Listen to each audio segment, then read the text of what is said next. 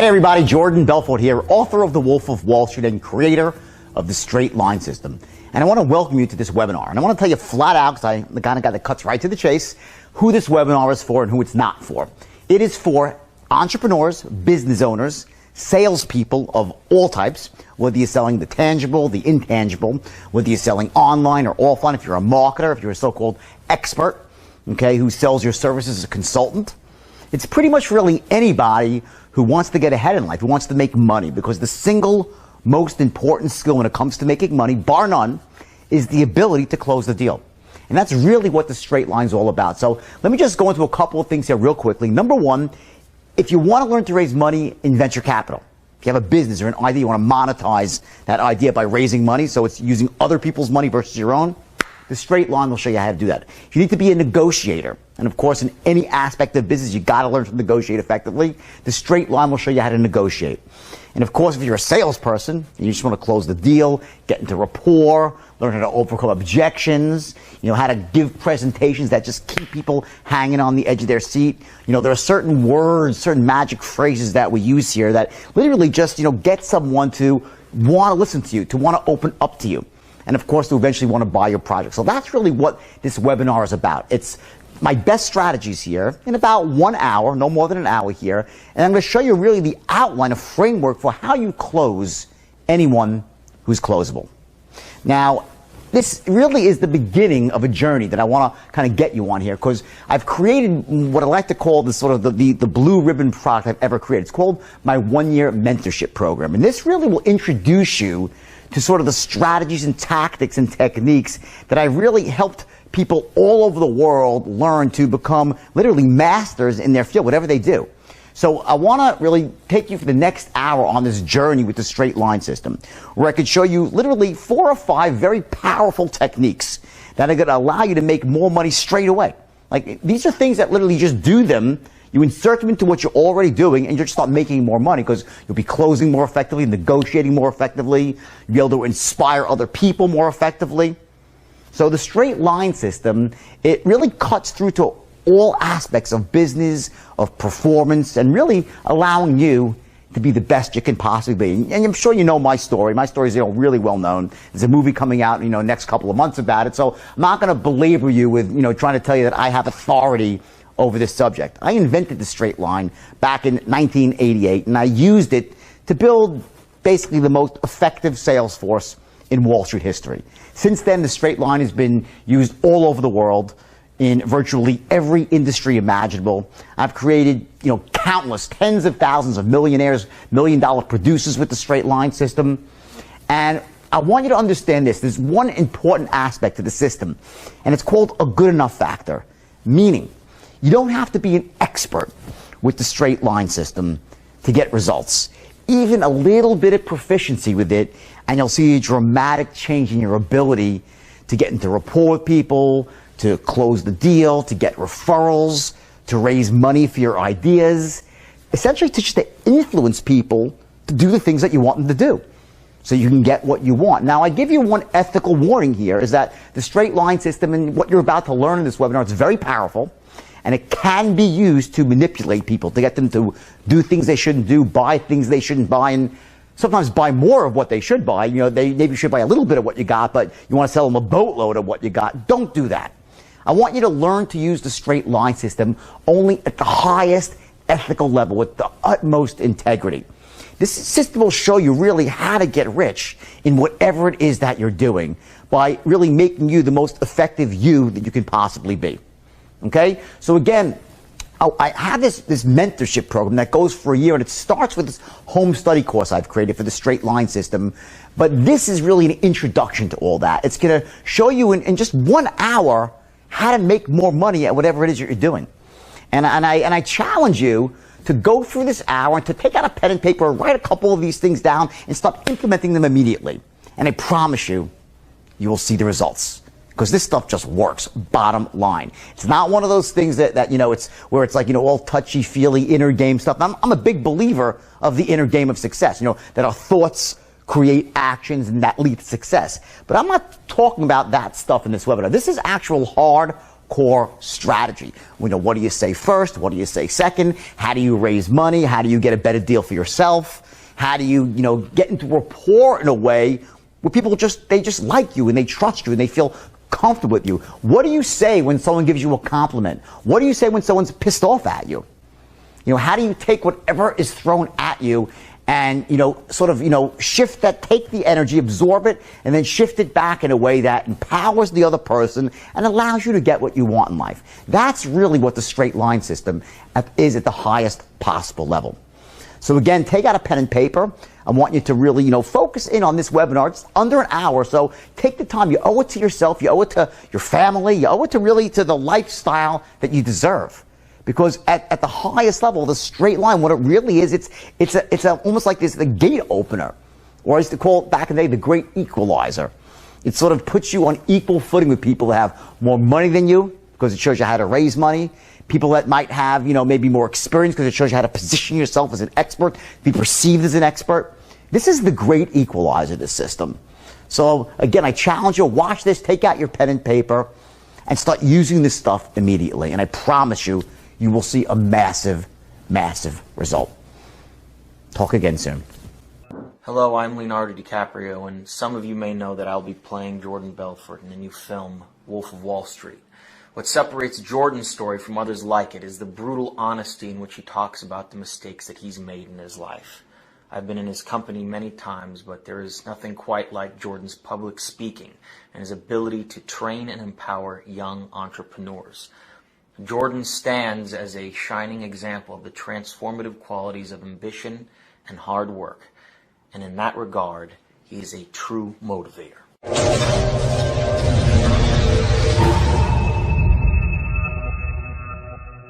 Hey, Jordan Belfort here, author of The Wolf of Wall Street and creator of the Straight Line Sales and Persuasion System. In this video, I'm going to be teaching you the basics of the straight line system, which is what I've been getting paid massive sums of money to teach to large multinational corporations all over the world, and to entrepreneurs and business owners, and of course to individual salespeople as well, and brokers, and agents in pretty much every industry imaginable, whether it's stocks, real estate, insurance, logistics, pharmaceutical, banking, telco, and those are just to name a few. And I also teach the straight line system to everyday people, the so-called moms and pops of the world, who've wanted to become more effective communicators in their lives, and negotiators and influencers and persuaders. Basically, they want to become more effective salespeople at the end of the day. You see, selling is everything in life. Either you're selling, meaning you're influencing, you're persuading, or you're failing. Either you're selling people on how your ideas make sense, your concepts make sense, how your product makes sense. You're selling your kids to make their beds, do their homework, on the value of their education, on doing the right thing. See, it doesn't matter what line of work you're in, whether it's business or personal.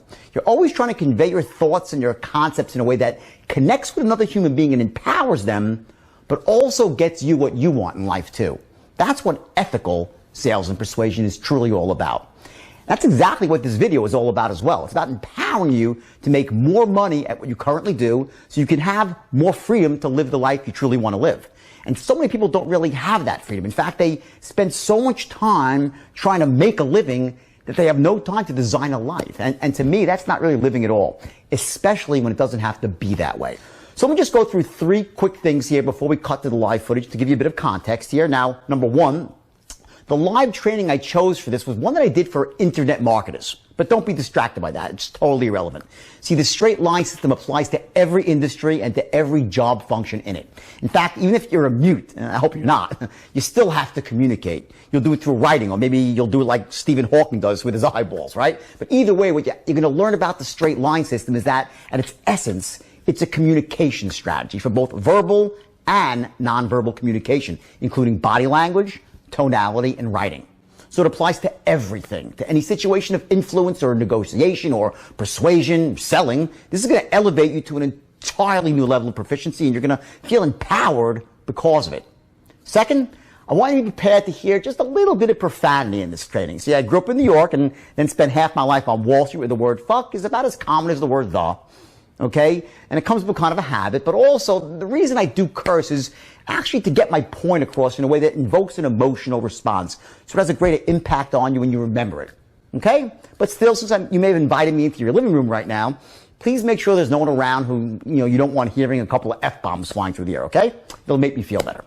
Now, third, if you find yourself wondering why there are these large red balls on the video at the back of the stage with the words "buy my shit" written on them, well, it's because the convention was being run by a man named Frank Kern, who's not only one of the top internet marketers in the world, but he also happens to have an interesting sense of humor. In this case, he figured that rather than putting any subliminal buying messages on his stage, he'd go the exact other way with these "buy my shit" balls, which was actually kind of funny, although maybe you had to be there. Either way, let's cut to the live footage now and let the learning begin. And I'll see you on the other side. Most of the people that I deal with, they lack this skill. They're not closers, they're not influencers, they're not salespeople. And I have to tell you this, some people think sales is a dirty word. Selling is everything in life. Either you're selling, meaning you're influencing, persuading, or you're failing. Either you're selling someone on that your ideas and concepts make sense, your products make sense. You're selling your kids to make their better, do their homework. Doesn't matter what line of work you're in with your children, your spouse, you're always influencing and conveying your thoughts, your concepts, and trying to do it in a way that connects with another human being and empowers them, but also gets you what you want in life too. That's what influencing is all about. And I will tell you that you might have heard this from other places, that there's a force inside of you, and once you unleash that force, you can accomplish anything in life. It's a cliche. It's a cliche. But here's the deal. There actually is a force.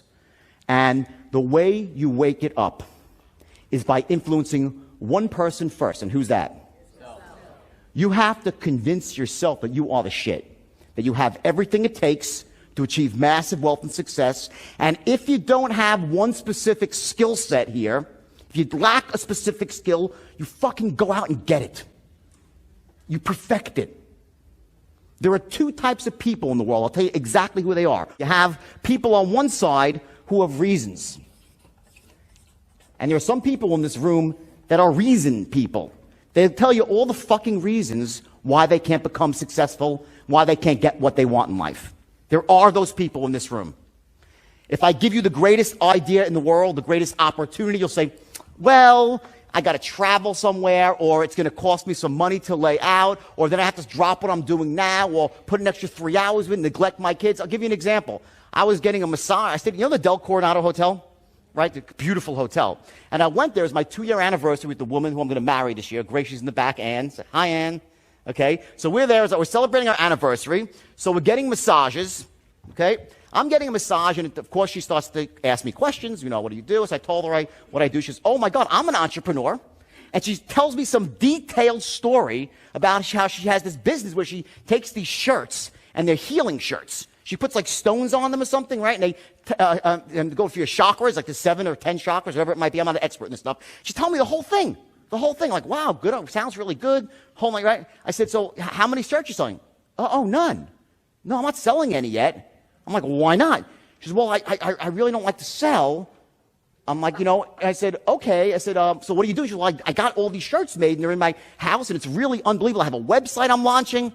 I'm like, what? Right? I said, she goes, but I have someone who can sell. They're a real estate person, but they're busy right now. They're going to stop their real estate soon and start. And what I heard, now just to cut it short, for 10 minutes, I heard all the freaking reasons why she couldn't actually go out and start the business.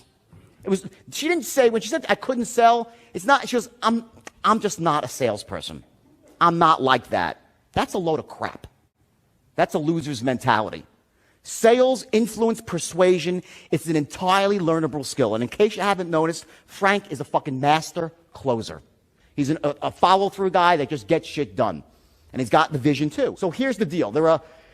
In order to achieve mastery in business and in life, especially with money and success, you need to understand this, that you have two worlds that you need to operate in. You need to operate, firstly, in the inner world, which is what goes on right between your ears, right here, the inner game of wealth and success. And I want to talk about it in terms of persuasion. I said before, the first person you have to persuade is who? Yourself, right? Fair enough. Now, there are certain basic concepts that you've probably heard before in terms of the importance of being able to manage your state. Raise your hand if you've heard that before. State management. Important, right? Okay. This goes back, state management, to the beginning of time. before gladiators, in the movie The Gladiator, he bends down and he picks up some dirt and starts rubbing it in his hands and gets himself into a state for war, to get ready to fight. Every time in that movie he has an anchor he's firing off. He puts dirt in his hands. Indians would put war paint on their face to get themselves into an emotionally charged state. So I didn't invent state management here. What I'm telling you is this: it's fucking crucial to be able to trigger the right state in the right moment for influence, persuasion / sales. There are 3 states that you need to trigger when you want them. Not always, but in the key moments when it really matters. When you pick up the phone, when you get that first moment face to face, you have to be in the right state. So I'm going to show you some ways to do that and what those states are. Next is your beliefs. Also, something, of course, we've heard before. Basically that, we are the sum of our beliefs about what the world is, how we operate in the world. And I look at beliefs like this. We have, of course, the empowering beliefs that lead us to wealth and success. And we have the disempowering beliefs that lead us to poverty, misery, and failure. We all have limiting beliefs which hurt us. And in the end of the day, you're always held down by your lowest level limiting belief. It's the one that's at the bottom that stops you. Imagine a Ferrari. You have a Ferrari. It's a beautiful, like Frank's beautiful, it's a red Ferrari, right, Frank? It's a beautiful red Ferrari, right? So it has this beautiful chassis, this 455 horsepower engine, 12 cylinders, 4 valves per, capable of 300 miles an hour. Who knows how many miles an hour it can go, right? But if there's a governor on the engine stopping the flow of gas, it's not going over 55.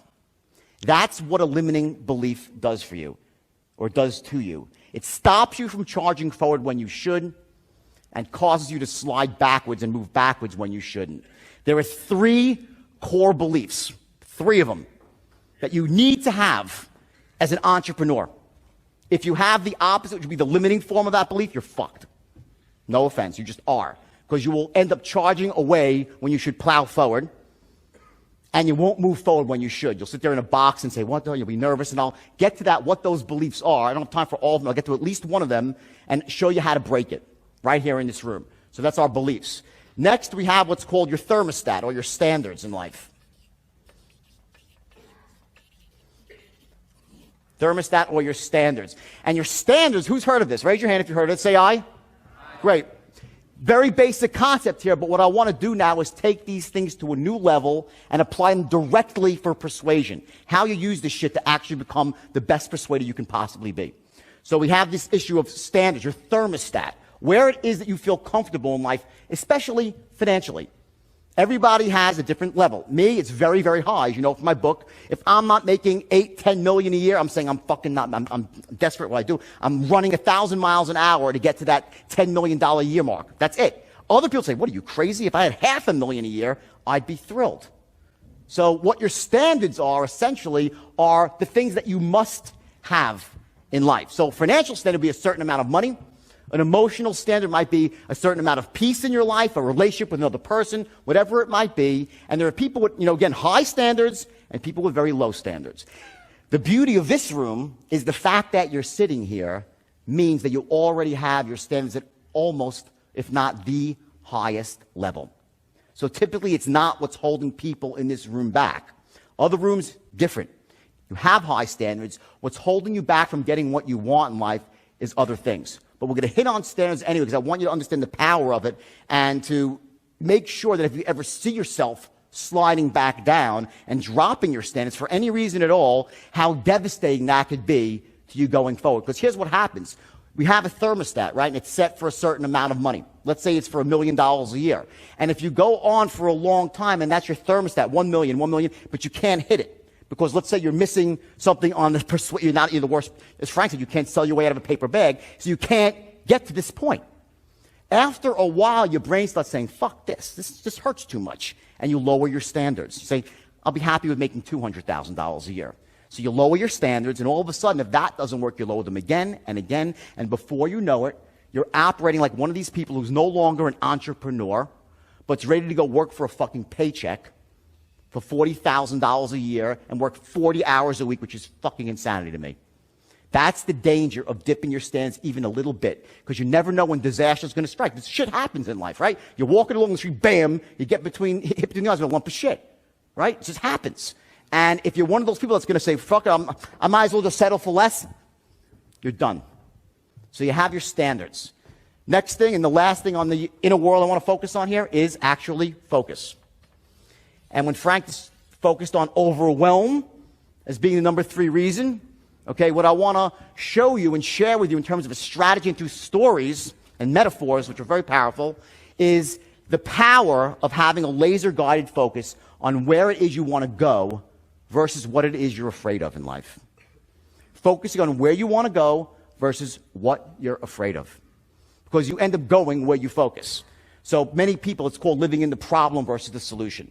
So we're going to go into that in intimate detail. Now, let's go to the outer world, okay? And these are actually your strategies for influence, sales, and persuasion. Okay, and this is actually, it's the outer world, okay? Put it on top. And in the outer world, you have sales / persuasion, influence, right? You have marketing, which is offline and online. Both, by the way, if you can't just be an online marketer without paying any attention to the real world, what's going on outside the internet, right? And lastly, I want to talk about entrepreneurship. These are actually the skills and the strategies that you need to leverage from being a single-man shop, doing everything yourself, or working with just 1 or 2 other assistants and outsourcing. How do you actually take what you have once it starts to work and literally hit it out of the park? And lastly, and I don't have time for it today, one thing I do talk about also is something called MSIs, and these are multiple streams of income. After you become wealthy, this is part of an overall formula for big wealth. Not just a few, but for 10, 20, 30, $50 million, is that once you start making money in your core business on the internet, you want to then start diversifying and leveraging in real estate and other multiple streams of income. So we'll get to that. If I can touch on it, if I have time for it, we'll see. So those are the goals for today. And rather than telling this to you in a very dry way, informationally, I'm going to give you the lessons by telling you the story of my life. And but I'm going to tell the story of my life in a very specific way. So the lessons are there, and I'll point them out as we move along, and I'll save some good ones for when we sum it all up at the end. So the bottom line is this. You've read my book. You know I've had pretty much the most insane life on the planet, right? Yeah, yes. You got it. I know. Still alive, right? Which is a miracle unto itself, by the way. Okay? And I'm sober for 13 years, believe it or not. Okay?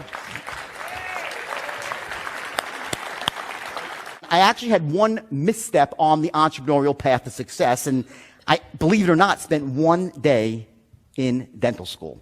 Are there any dentists in the room? Right? Who the fuck would want to be a dentist, right? I mean, it's the worst fucking job. Put your hands in people, it's disgusting, right? But here's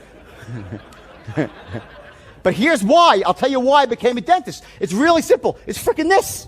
We could always trace back the problems, the mistakes, and our successes to our beliefs. My mom, wonderful woman that she is, she's still alive.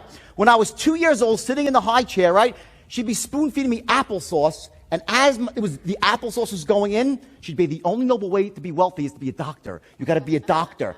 My mom's Jewish. You got to be a doctor. So I'm like, oh, you got to be so it's like fucking hypnosis, right? So it's true, right? So anyway, so my mother. I gotta get off the stage. So my mother, right, because it's a big room. So my mom keeps hypnotizing me with the fucking applesauce, right? So now I graduate from college, and if you would have said to me when I was 21 years old, what do you want to be? I'd say rich. I didn't know what I really wanted. I wanted to be rich. It was about money. So I had that voice in the back of my head that we all have, and it was saying, the only noble way to get wealthy is to be a doctor. You gotta be a doctor. So I said, well, I'm not gonna be a fucking doctor. That's 14 more years of school, and I want to be rich now. I said, but maybe a dentist will be great, because there's only 4 more years of school, right? And that'll be Dr. Belfort, so my mom will still be happy. Dentists make a fortune anyway, right? So the whole world will be perfect. It'll be Dr. Belfort, I'll be rich, and the world will be perfect as it should be. So I actually applied to dental school. I was a good student. I got into dental school, right? And here's what happens. It was another pivotal moment in my life. My first day of dental school, there's an orientation. And I sit in the rooms at 105 dental students in an auditorium. So I'm looking around like, I'm sitting and sizing up the competition. Okay, looks pretty good, right? And the dean stands up on stage, and he's this white-haired guy. He had a white jacket on, looking very dental and everything, right? Like a real dentist type, white hair, okay? He's like, welcome you all to the Baltimore College of Dental Surgery. You should be very proud to have come this far in your career, and you're going to be a pillar of the community. And he starts saying all this sort of stuff. I'm like, okay. And I'm looking around, looks pretty good. And then he says, let me say this. The golden age of dentistry is over. He goes, if you're here to make a lot of money, you're probably in the wrong place. I'm like, what the fuck? I'm in the wrong place. And I got up, I hightailed it. The first day I walked, excuse me, I freaking got kids. I was looking. Then, not to belabor the point, I did something that no one would ever forget in this dental school. I'm sure it never happened before or after, as I actually auctioned off my dental equipment. I bought, because I had to buy all this like $5,000 of shit before I actually signed up for dental school, right? That drills and this and wow. I'm like holding an auction in the school, just getting rid of the stuff, right?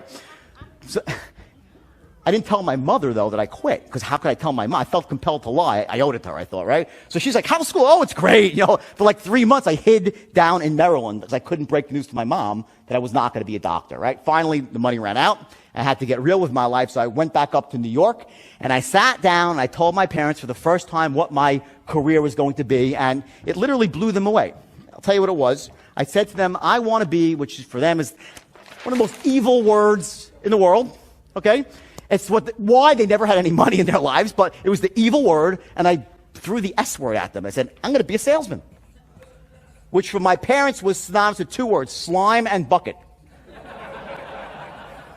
I still have distinct memories. Anyone my age, I'm in my 40s here, remember the filler brush man? Right, my mother, the fucking filler brush man is here. I can't believe, don't trust the salesman. Get it in my right. I always had that belief not to trust the salesman. My mom was for 5 years old. I got it, and we're going to discuss that in detail. Why some of you are having problems persuading, influencing, and closing. And I'm going to show you some very powerful, some very simple ways that you can dramatically ramp up your closing rate by confronting that belief in an elegant way about not to trust, in a way that empowers people, and also with the understanding that you would only do this ethically. Because this system here that I'm going to share with you, it's called the straight line system. And in fact, signature scene of the movie is this moment when I actually stumble upon this idea system, the straight line system. And you see DiCaprio do it as me, and it's really cool. I mean, it's really written well. I didn't write the script. It was written by a guy named Terry Winter, who's the writer for The Sopranos. He wrote the script. It's a beautiful scene. And what it is, it's the moment when I stumble upon the straight line, and I realize I have to retrain everyone in my office. So here's what I did. And I'll explain to you exactly what it's all about and give you the basics of the straight line. I can't give you all of it now, not because I don't want to, because we'll have to go to 7 or 8 o'clock at night and Frank will kill me. But let me give you as much as I can, okay, and show you how you can apply this to your business without even knowing it. Just a little bit of it, 2% of it, will allow you to start becoming more effective at persuading people. So here's the deal. That moment when I realized I had to retrain everybody, I said, everyone put down, we cursed a lot. I said, put down the fucking phones. Put down the fucking phones, everybody. I had them put down their phones, all right? I want you to take every piece of paper on your desk and throw it in the fucking garbage. Rip it up. We start from scratch. Everything you've learned, everything you know up to this point, I want you to forget everything you're about to relearn, everything from the time you were this big about language, communication, and something happened to me. And I popped into a state of such certainty where I was channeling. I believed that I was really channeling stuff from somewhere else, because I started having access to knowledge. Who's read the Think and Grow Rich? Anybody here? Which is, if you haven't read it, read it. It's by Napoleon Hill. It's a fabulous book. It's one of the first, I think it's the first book I read on wealth and success. Changed my life in many, many ways. Okay, an amazing book. And they talk about this, the universal force, and it sounds kind of kooky, come on, it's all bullshit, right? But something happens in some moments in your life, and whatever it is, you're able to access sort of this higher intelligence within yourself and channel. And words started coming out of my own mouth, and I didn't even know what was going on. So I started teaching these guys the straight line system. And I'll show you visually what the straight line is. I called it the straight line because out of sheer frustration, like every morning I'd give a meeting for about an hour. And every afternoon I'd give another meeting for about an hour and a half. Every day for 5 years. As the firm started with 12 people and grew to thousands. And imagine a room about twice the size of this, packed from front to back with desks, okay, people banging away on the phone, pacing around. It was absolutely insane. You walk in, you're like, holy shit, is this an alternative universe? That's what happened ultimately. But in the beginning, it was 12 guys, okay? And trying to explain to them, like, I was like, don't you fucking, I was killing me inside. Like, they weren't getting it. I said, every sale is the fucking same. They're like, what? Like, every sale is the same. Every encounter, every negotiation, every sale's the same. I'm like, watch, it's a fucking straight line. Here's your open here. And I was like, that's how frustrating. I was like, here's the open, here's the close, right? Now, there's going to be every sale, they'll try to go off the line, right? They'll here and here, below and above, right? These are the boundaries. You will not allow the encounter to go outside the boundaries. And that is called what? Controlling the sale. At the essence of effective communication, at the essence of influence in your business right now, once you learn to control the linguistic encounter, you will be shocked at what will happen. So I taught them, number one, to control the sale. Here's the perfect sale where they agree with everything you say. From the first word you utter, they're on board with you. They're saying yes to every question you ask. Perfect sale. How often does that happen? Not too often, right? So what happens is the customer has a tendency, the prospect, to go off the line. They want to go off the line. You want to keep them on the line. What you have here between here and here is your healthy boundaries of where the sale can go. As long as the sale stays within these boundaries, you're in control. If it goes outside the boundaries, you're out of control. In the boundaries, there's two things that you're doing. Number one, you're establishing instant massive rapport through tonality and body language. And number two, using that rapport to gather intelligence, to find out what the prospect truly needs, what his true desires are. Because here's the deal. Remember I said those three things, what are they? Sharp as attack, or sharp as attack, enthusiastic, and what else? Expert, you feel. Those three things, right? But why? What is the higher purpose? What it really means is this. What this all rolls up to, one thing is that you are a person worth listening to. And taking it one step higher than that, because you're someone who could help them achieve their goals. You could help them get what they want. That's why these three things are so important, because they chunk up to a higher purpose, which is that you're a guy that can help them, or a girl who can help them get what they want in life. If they don't think you can help them, they're not going to want to talk to you. So imagine this. Here you are in the early portions of any, not just a sale, whatever encounter it might be, whatever you're trying to influence, right? And if you let the sale go out of control, what are they saying to themselves? He ain't a fucking expert. They know. They know. If they start to control the encounter, they know that you're a novice. The idea is to be able to allow them to speak, because you want to find out exactly what they want, what their goals are, but you need to contain that within these boundaries. And as long as you're within these boundaries, you're in control. If you cross over, you go to fucking Pluto. I'll give you an example. People think that rapport is like if the guy starts talking about hunting in the countryside, you'll spend an hour talking about fucking hunting, right? I've heard some phone calls when the guy goes, oh yeah, well, they're talking about a trading system, right? This internet-based trading system, right? And back and forth it goes, and the guy's qualifying the guy to see if he has money or whatnot. He goes, so how long are you thinking about becoming a trader for? And the guy says, oh, about a year or so. And I have this place up in the countryside, up in northern England, and so on and so forth. And the guy's like, oh, really? Oh my God, I love hunting. I always go for, and they start talking about fucking hunting. For like 10, 15 minutes, they're talking about hunting because the salesman thinks that's how he's getting rapport. Bullshit. There's no rapport there. The guy knows you. If you have all this time, what does that mean? You ain't that busy. You're not an expert. On a different level, car sales. I had a bug up my ass. I wanted to buy a Porsche Panamera. You know that car, the Porsche? Four-door Porsche, right? So my girlfriend and I, we go out to buy a Porsche, and we're done. We're buying the Porsche. We're ready to write a check for the Porsche. We go to a dealership. The fucking bastard wouldn't sell us a Porsche. They wouldn't sell me a car. It was the worst salesman. I said, I didn't come in saying, I drove in a BMW 750. I got the money, so he knows I'm qualified, right? I said, I want to buy a Porsche. He's like, well, let's take one for a test drive. I'm like, what? He broke my pound. I'm like, what? Test drive? I'm like, okay. I wanted to buy, I didn't say I want to take a test drive. I said I want to buy the car. He made me take a test drive. We go back. I'm not exaggerating. He starts talking about everything but getting me the freaking paperwork. Finally, after an hour, I'm so pissed my analyst is get out. He left. said, let's go, we're going to buy a Range Rover. I'm not buying a Porsche. He's an asshole. We're buying a Range Rover. So we go down the road to the Range Rover dealership. I walk in now, it's a really smooth talking salesman. He's, hey, ho, how you doing? He's bouncing around. I'm like, all right, this is more my speed at least, right? I said, I want to buy, yeah, sit down behind here. So we start talking, you know, my daughter's with us too. My 16-year-old daughter, he's trying to be nice to my daughter. So then we start going. I said, I want this Range Rover, like black preferably, whatever. He's like, okay, great. And then I see a picture of his son, who's obviously a basketball player, like high school player, right? And he's shooting a basket. So I just say, oh, it's pretty cool. Your son's a ball player. I'm bored. He kicks it. Oh, my God. My son. Let me tell you about my son. 30 minutes later, he's talking about his fucking son. About Michael Jordan signed a basketball for his son. He's felt no less than 20 minutes. I'm sitting, I'm like, what the fuck is going on? My daughter's looking at me. This guy's crazy, right? This is a salesman. Okay? Fine. I said, you know what? Can you send me the quote, email me the quote. And I walked out. And I never bought the car. I drive a BMW, a 750i, for a reason, because the woman who sold to me is the best fucking salesperson in the world. She's this big. Her name is Nita. Okay? She's the #1 BMW salesman in the world. She works at Beverly Hills BMW. This woman, you walk in there, she, okay, hi, blah, blah, blah, blah, blah, you can't understand a word she's saying, but for some reason,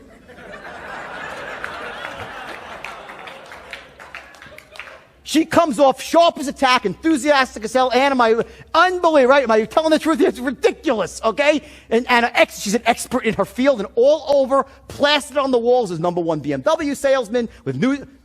I'm like, I have a car with her. She tells me what car I should have, what the color should be, and I drive away with it. Hello? That's rapport. And somehow, and I'm sure how, but not sure, unconsciously, I know I like her because through tonality and body language, she fucking hooked me. But it happened on an unconscious level. If I trace back her words, I can't find one word she said that was so compelling. Remember I said I couldn't understand a word she said? She's, you know, she talked about this one, she name dropped some stars, named the whole thing, right? But somehow, in my heart of hearts, I said, you know what? She cares. She's damn sure is an expert in her field. She's sharp as a tack, and she's so enthusiastic, so it must be great. See, the reason when you say you're enthusiastic, why is that important? Because it must be great. If you call someone, hey, I got this really good product for you, got a minute? They know. In their gut, they know. Okay? Yet if you listen to 9 out of 10 people try to talk on the phone and influence, they will influence at a low level. I'll give you another life story here, which is very appropriate. I made the fatal mistake once of trying to get life insurance, on the internet. You guys love this, okay? And in fact, one of the guys that used to work for me, and I trained as a broker in influence, now is like the largest internet insurance company, I think, in the United States, because of the skill of persuasion. He was able to take this, it's a great, amazing story. So I go for life insurance, and that instigates a callback from some girl who sounds like she's 21 or 22, and she's the driest human being on the fucking planet, okay? She's like a robot on the phone. So now I'm leaving for Australia. It's like 8 months ago. I'm going to Australia on a different tour to speak. And she's like asking me all these questions. Your name, something like Jordan Belfort, you know, your social security number, how old are you? So then she says, after like the 10th question, and she's so monotone that I'm tuning out, right? She says to me, have you ever flown a plane before? So I'm like, well, an aircraft. I said, no, I've never flown a plane, but I've flown a helicopter. You know? And I said, that's it. So she goes, okay, so the answer is yes? I said, well, yeah, the answer is yes. So she says, okay, have you ever flown a biplane? I said, no, I've only flown a helicopter. She goes, so the answer is no. I said, the answer is no. She goes, have you ever flown a crop duster? I'm like, no, I've never flown a crop. What the fuck are you talking about, right? I'm starting to get a little agitated, right? So now I get myself pacing back and forth, right? She goes, have you ever flown for the Navy? I'm like, what? No, I've just flown it. Listen, I pushed the fucking thing over the side of my yacht when it was sinking, okay? All I've flown is a helicopter. That's it. Haven't flown in years. She's like, hold on a second. I'm like, oh shit. She puts me on hold. I'm like, she's going to hang up on me, this bitch. I'm really pissed. I got to go to Australia. I'm really pissed. All right? I think she's going to hang up on me. All right? So now I'm sitting there fuming back and forth. She comes back on the phone. Okay? She asked me literally 10 more questions of like spy planes. I'm not kidding. Spy planes, all the sorts of planes. I never heard of so many planes in the world. All right? Then I'm ready to freak out. She's like, all right, we're done with that question. All right? This is woman's what I call as a duck. There's ducks and there's eagles. Like ducks in the world, like these customer service, low level, with low standards, and they have this duck-like mentality. Quack, quack, quack. They walk around waddling and fucking shit. You know those people? They work in motor vehicles mostly, right? Okay? And like, wow, I can sense the bill growing on, I could see the bill getting longer. I'm like, wah. I'm like, listen, lady. I mean, she's like, okay, next question. Have you ever used recreational drugs? I'm like, oh, shit. I'm like, here we fuck. I'm like, yes, everything, massive quantities. You happy? She's like, hold on a second. And she puts me on hold again. Now I get really pissed, okay? So I'm pacing, I'm cursing on my breath, right? And my aunt walks in the door shop, so I'm like, it's your fault. You told me to get life insurance. She's like, calm down. You're losing your state. I'm like, I want to be angry and pissed off. This is exactly. So now I'm pacing back and forth, and I'm livid, right? She gets back, and she goes, okay, how much cocaine have you? I said, mountains of it. Enough to do a ski jump off of. I smoked it too. You happy? She's like, so the answer is yes? I said, yeah, yes. Just, have you used marijuana? Pounds and pounds of it. Hash oil, everything, mescaline, you name it. I said, she goes, hold on. She puts me on hold again. I'm fucking freaking. I go back, now I'm freaking out, right? I'm like telling her, man, I'm going to kill this girl. It's your fault. You told me to get blame, right? I get back on the phone. She gets back on the phone. She goes, okay, have you ever done methamphetamine? I'm like, yeah. I said, listen, lady, you're fucking crazy. I start freaking out. All of a sudden I hear, and she starts crying on the phone. So I'm like, oh shit, I made this poor woman cry. I said, whoa, stop, I feel bad now. I'm like, stop. So, because, one of the things I'm driving at is A, that she's a freaking duck, quack, quack, quack, right? All right? And also that my state of anger, I was able to hurt someone by being angry, and I got myself into an angry, pissed off state, so I negatively impacted everyone around. When you're influencing somebody, there's a saying, you catch flies with honey, not vinegar, right? It's the truth. Okay, when the key to state management and influencing 3 states you need to learn to trigger at will. Certainty, clarity, and conviction. The 3 states. The way you do it, and those of you who've been through any NLP training, okay, the easiest way, the most surefire way is through anchoring. Okay, I can't do it right. I don't have time to do it right now.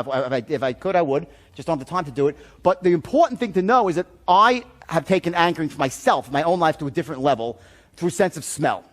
And I actually add smells. Frank freaked out when I walked. He goes, what the fuck are you doing? I said, because I took a snort of, not cocaine, but I took an actual, I've associated certain smells with states I want. It's the most powerful. And I show you how to do that in the longest time. I just don't have time here, but it's incredibly powerful because nothing brings you back to a state like your smell. It's like a whole new level of anchoring. And once I did that, it's really, really empowering. So anyway, that's why state management is so important. Certainty, clarity, confidence, courage, the C's, right? Super important, right? So anyway, now I change my state, and I start saying, look, woman, I'm so sorry, ma'am. Come on, I tell her my life story. Next thing, she's laughing. And we end up finishing the call, and that was great. Of course, I got rejected for the fucking insurance. Anyway, who would insure my liver, right? But there are ducks everywhere. And just I want you to nail this into your psychology here, because if you ever see yourself in a moment taking on a duck-like mentality, this sort of impossibility notion of what can't be done, you can't influence when you're a duck. Eagles are the ones who can influence. So here's the thing. So here's the idea with influence. Ready? The idea with the straight lines who's read Sun Tzu? Sun Tzu, the Art of War? Every battle's won before it's ever fought. Right? So that's the straight line. The idea is before we go into the encounter, before you call up an affiliate, before you make any move to influence, of course, know what your outcome is, but also know the things that you need to accomplish in the other person's mind to get them to say yes. There's only a few things. Notice, to influence somebody, here's what has to line up. There's 3 things. Number one is that they love your product. They have to love the product on both a logical and an emotional level. Logic alone is not enough to close a sale, and without logic, you get buyer's remorse and people cancel.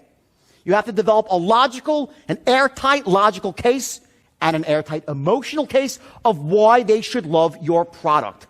When you read a well-written sales letter, I read them, I'm like, I see exactly. It's very simple. They convince you the product makes sense for you in your own life, and the emotional side of it is that you see yourself using the product in the future and feeling good. It's called future pacing. That must occur. at some point, if you want to close someone, the people buy shit they don't really like. Well, they think they do with buyers. They think they like it emotionally, but they really don't, and they cancel. Well, you get complaints. But this has to line up. The second thing that has to occur, they have to trust and connect with you on unconscious and conscious level, emotionally and logically. They have to connect and trust you. And 3 is trust and connect with your company, who's behind you, whoever's affiliated with you. The idea of the straight line, and it's elementally simple. It takes a little work to master it.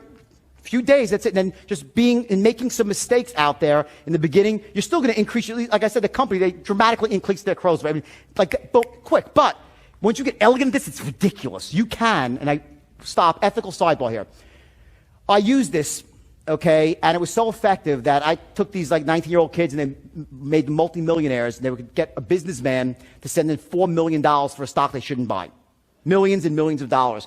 Because with the system, when you fully understand the system and can use it, you can get people to buy things they shouldn't buy, to do things they shouldn't do, to take actions they shouldn't take. And I caution you now that I will show you I'll give you everything, the keys to the kingdom. But please, for your own sake, is only use this system to influence people that should be influenced. The idea is to have ethics and integrity in what you do, to help people to take actions they should be taking, to overcome obstacles that stop them from taking action, that stop them from making good decisions, using the straight line to help people break down the barriers that stop them from taking good decisions. There are so many people, my mom said to me, don't trust the fill a brush salesman. There's people walking around with a lot worse than that in this world, and they have these limiting beliefs about buying, and because they're there, they don't take action. They live in a fucking box and have nothing in life. They live in poverty, they live in negativity, they live in averageism. They don't live empowered lives. The idea, when you're using this beautifully and elegantly, is to help those people get the things they need by number one, developing these airtight cases of loving the product, trusting you in the trust your company, and get that corralled in a single moment in time. In a single moment in time. I can get you to a level of certainty right now. How many are pretty certain that my system's pretty good? Right. Cool. Tomorrow you won't be certain. Not because of anything I did wrong, or it's less true or not true. All is that as human beings, we fall off a level of certainty. You follow what I'm saying here? You're certain for a second, because it makes perfect sense to you, right? You're certain. It will start to deteriorate just naturally over time. You don't stay as certain about something until it happens again and again and again, and then it becomes a conviction, and you're always certain about it, right? But there's a process of convincing. What happens very often in a situation is you might have created 2 of the 3 10s. When I say the 10s, let me say backtrack. In other words, the idea is if 1 is uncertainty and 10 is certainty, if you get someone to a level of certainty that they love it, they're certain they love it, they're certain you're trustworthy and likable, they're certain that your company is going to stand behind it as integrity. If those 3 10s exist in a moment in time, boom, you got an excellent shot of closing them. If you don't close them, there's a reason why. It's because they have a limiting buying belief. So then what we do in the straight line is we know that, because we know before the battle starts, we know what's going on here. We realize if we get someone to a 10, you know how you do it. You'll know when you have them, because you can hear in their language tones, right? So if you get someone to the 3 10s and they're still not buying, you know it's a buying belief that's holding them back. Or they don't have the money. Get it? Now, the idea with the money, I want to go off topic here, but the idea is to qualify that out earlier on. I'm just giving you the short story here. So they would be out of the system before. In the straight line, you don't pitch people, you don't speak with people who are unqualified, right? So anyway, you get someone to 3 10s and they don't buy, or they don't go for, let's say you're trying to get a deal with an affiliate, right? You're trying to set up an affiliate for your what's your name? Walter. Walter's trying to put an affiliate, right? And he's pitched his heart out to the guy. The guy loves what Walter has to sell. He thinks Walter's going to be a big star in the industry. He knows that in the past, whatever company Walter represents, it's integrity. Everything sounds great, and the guy's still not buying. There's something holding the guy back, and it's typically a buying belief about doing business with someone he doesn't know and not trusting them, having a worse downside than upside. There's something, a belief holding them back. So what we do is once we establish the 3 10s, we then go through a process called looping. And we use very simple language patterns that any 6-year-old, this is so easy, people. It's really easy. You use and it had to be easy because my people were not like super salespeople. You use basic language patterns to loop around to crack people's limiting buying beliefs in the moment, realizing that certainty wanes after a minute or two, and bring them back up to a level of certainty again. When I say loop, you have to loop and go back to develop the 3 10s once more, and then boom, people start to buy. That's the short story here of how you can influence anybody who is closable, to want to be your partner, to want to be in business with you. To start off, number one, remember, what's the first thing I said? People don't invest their time and money with you, want to be partners with you because you have a goal. What do you need? A vision, right? So this in a vacuum is not as powerful as when you add on the big V into the equation. You become a fucking visionary. And don't tell me, oh, I'm not fuck you are. You're all visionaries. That's what? A reason, right? If you say, I'm not a visionary, that's a load of crap. Every one of you is capable of being a visionary. It's not some little thing that's reserved for the select few. Every one of you is capable of being a visionary. You have to ignite it in yourself. And what happens with a straight line, and I'll tell you what happened with my firm now, is once I taught this to these kids, okay, it ignited a force in them, because when you have this ability, it's almost like it wakes up something inside you, because what changes is not only your ability to influence other people, but to influence who? Yourself. You start feeling completely different about yourself. And these kids went out there and they raised their standards. I would give meetings every single day. And I cracked their limiting beliefs. They would come in, their parents never told them to be rich, right? They thought they'd be working in 7-Eleven, these kids. I would say, the moment you walk through this door and you sit down behind this desk and you say the words I teach you, everything in the past falls off. You become as powerful as the most powerful CEO in America. If you pick up that phone, it's a weapon. You're a terrorist. And then I said, I went wild, okay? And I said some stuff I shouldn't have said. But the point is that I'm a little bit older and wiser now, okay? But the first thing I did is I cracked their limiting beliefs.